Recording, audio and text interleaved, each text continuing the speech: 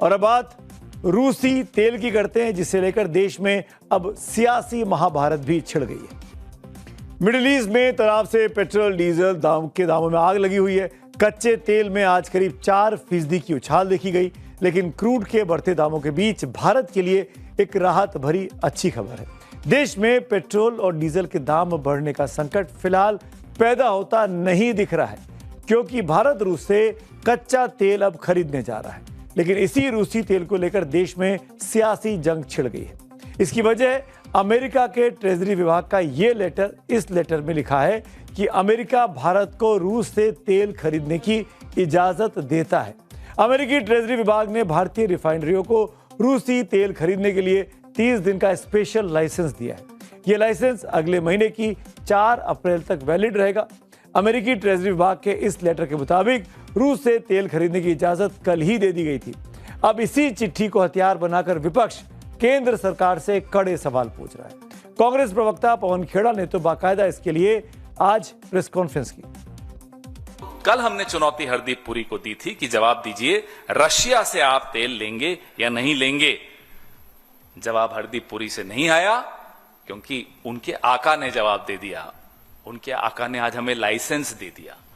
ये लाइसेंस देने का जो अधिकार है भारत में, वो किसको है? Director general foreign trade, DGFT, वो था कल तक। वो अधिकार अब वॉशिंगटन DC को चला गया। इस तरीके की वैश्विक बेइज्जती कभी भारत की नहीं हुई थी। भारत के अंदर कमजोर सरकारें रही, माइनॉरिटी गवर्नमेंट्स चली, मगर जो भी प्रधानमंत्री बना वो सीना तान के जो है विदेशों में जाता था। और अमेरिका की कभी इतनी हिम्मत नहीं हुई कि भारत को डायरेक्शन दे पाए। अब जो है भारत को डायरेक्शंस दी जा रही हैं, और डायरेक्शंस देके पूरी दुनिया में बताया जा रहा है ट्वीट करके कि हमने भारत को अनुमति दी। तो इससे ज़्यादा शर्मसार क्या हो सकता है? बहुत शर्मनाक बात है। वो केवल राजनीति करते हैं, इसलिए करते हैं क्योंकि कहीं ना कहीं नरेंद्र मोदी जी प्रधानमंत्री जी को पसंद नहीं करते, भारतीय जनता पार्टी को पसंद नहीं करते। लेकिन ना नरेंद्र मोदी जी ना भारतीय जनता पार्टी की केंद्र में सरकार राष्ट्र हितों से परे कोई काम करेगी, और राष्ट्र हित में अपना काम करती जाएगी। ये अपना बोलते रहेंगे, काम जो देश हित में होना है वो होते रहेंगे। अमेरिका के ट्रेजरी सेक्रेटरी यानी कि वहां के राजस्व मंत्री स्कॉट बेसेंट ने भी सोशल मीडिया पर इसे लेकर एक पोस्ट किया है। इसमें वो लिखते हैं कि राष्ट्रपति ट्रंप के ऊर्जा एजेंडे के तहत ये अस्थायी कदम उठाया गया है। उन्होंने कहा कि भारत अमेरिका का एक महत्वपूर्ण पार्टनर है और ग्लोबल मार्केट में तेल की सप्लाई को स्थिर रखने के लिए ये छूट दी गई है। इसी को लेकर अब असदुद्दीन ओवैसी ने सरकार को निशाने पर ले लिया है।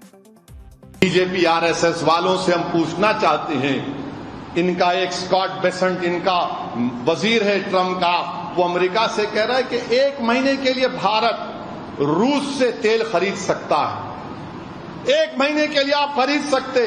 ये मुल्क की सालमियत, सॉवरेनिटी है। नरेंद्र मोदी 56 इंच का सीना की बात करते हैं।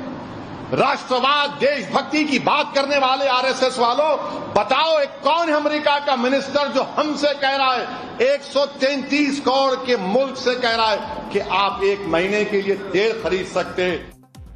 रूसी तेल को लेकर देश में सियासी खेल जमकर खेला गया।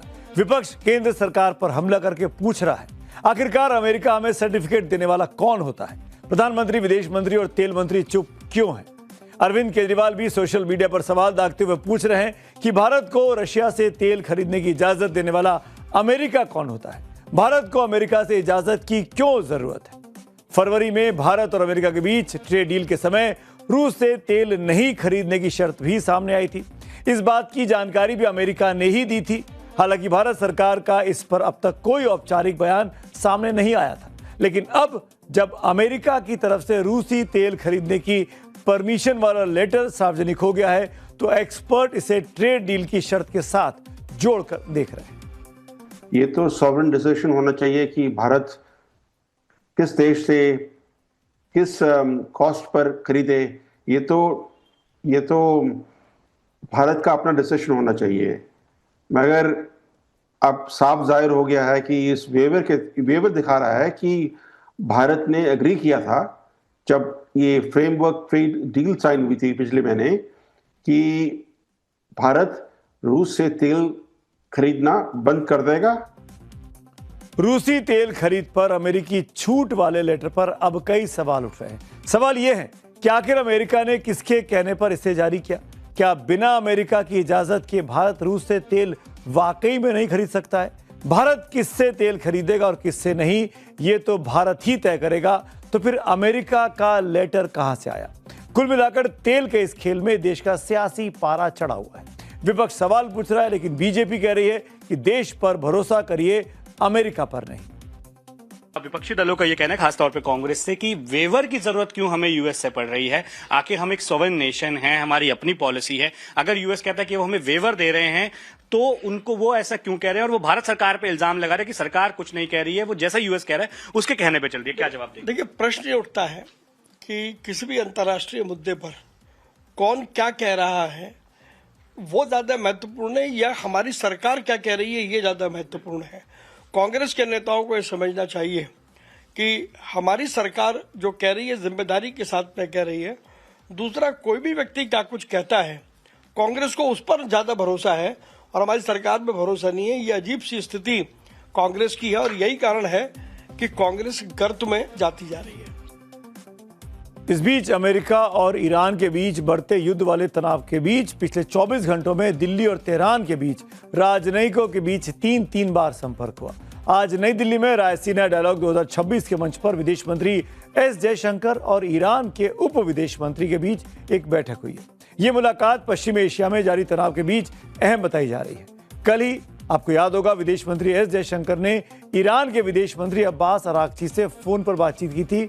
चक्रव्यूह में हमने आपको बताया था, और कल ही चक्रव्यूह में हमने आपको यह भी बताया था कि भारत के विदेश सचिव विक्रम मिस्री ने ईरान दूतावास जाकर वहां पर जो पुस्तिका रखी गई थी, शोक पुस्तिका, उसमें खामेनाई की मौत पर शोक जताया था और हस्ताक्षर भारत की तरफ से किए थे। और अब बात करते हैं डोनाल्ड ट्रंप की, जिन्होंने ईरान के नए नेतृत्व को लेकर बड़े सवाल खड़े कर दिए हैं।